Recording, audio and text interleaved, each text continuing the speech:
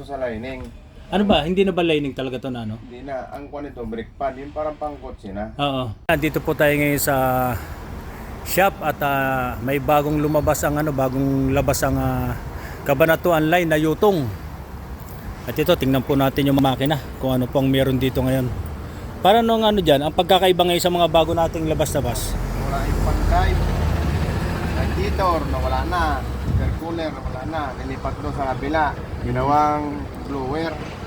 Ginawang blower na. Dito. At ito yung napakaganda ng makina ngayon, grabe. Alternator, dalawa. Tatlo na. Tatlo nga, tatlo. Tatlo na. Dinabas-labas na ito T-Rex. Hindi naman ako nang mo sa ilaw. Ganda ng makina. Laki, ilang horsepower yan par?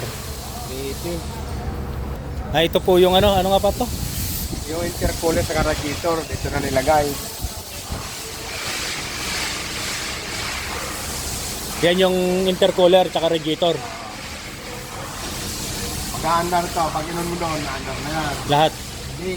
Yan, no. Tapos pag full na, intercooler, ma-andar na yan. 1, 2, 3, 4. At ito yung mga niya, battery. Oo, battery. Accessories. Yun na. Iba na. Iba na nisin nyo. Ito po yung bagong-bagong yuto at saka yung compartment par. Maluwag. Wow, grabe laki. Bigat nga lang. Grabe laki ng compartment, mga kagulong. Kahit lang baka pang ilagay yan. Di ba dapat meron na dapat lasa na? Ha? Lasa na dapat. Oo. May kasama ng AdBlue. Saka ang pump niya, may motor na. Fuel pump, may motor na yan. Iba na, may motor na. Fuel pump yan. Ah, Ay, may kasama na siyang motor. may motor na. Kahit di mo na yung ganyan. Yan yung mga bagong labas ngayon na Yutong, no? Kung saan na lang yan lalabas ng diesel niya.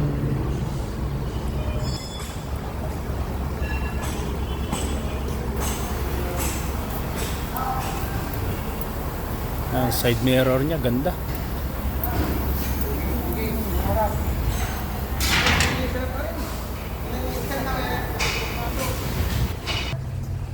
Ilaw.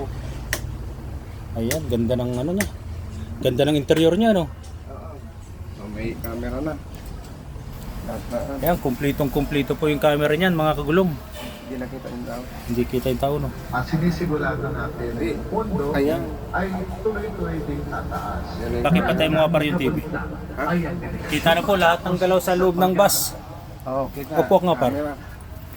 Yung camera. Ano yung camera? Mayroon na lahat. Ayan, mga camera po, kumpleto. Ayan.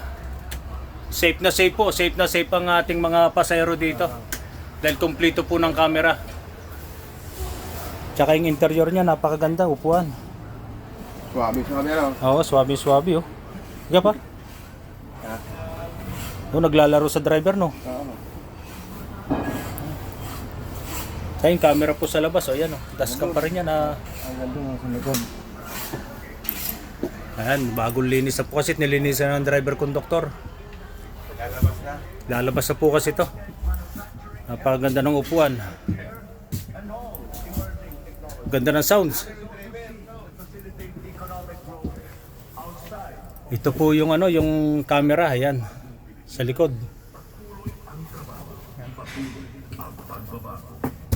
Ito ang baggage carrier ng pasahero. Biyahe po nito Cabanatuan, Pasay. Ayan, mga taga Cabanatuan dyan, napakaganda po ng bus na gagamitin ng 5-star ngayon dyan sa inyo. Ayan, shoutout po sa inyong lahat, mga kagulong. Magandang hapon po sa inyong lahat. Ito sa lining. Ano ba? Hindi na ba lining talaga to na ano? Hindi na. Ang kuwan ito, brake pad. Yung parang pangkotse na. Oo. Yung pinagkaiba nila. Pero yung pag-adjust niya ng preno, Ay, hindi ka na mapapa-adjust na ano nito, sa maintenance. Ang adjust nito, atras abante lang. Preno sa harap, taas preno pag atras. Yun ang pinagkaiba na ngayon. self-adjust ano lang sa ano. Oo, Meron siyang talagang ano. automatic na yun. Pag Automatic. magkukuha niya sa ngipin. Ayun. Mm. Ayan, ito. Ariya. Ano ang pagkakaiba ng disc brake at saka nung ano, lining? Oo. Ayun, lining. Nauubos yun. 1 linggo, 2 linggo. Pag makuha ka sa preno, ubos na yan. Pero yung disc brake, hindi basta-basta to kasi bakal.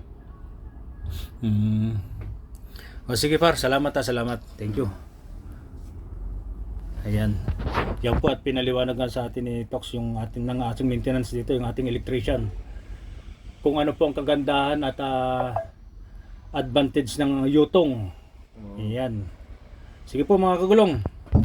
Shout out na lang po sa inyong lahat diyan at magandang hapon po sa inyong lahat.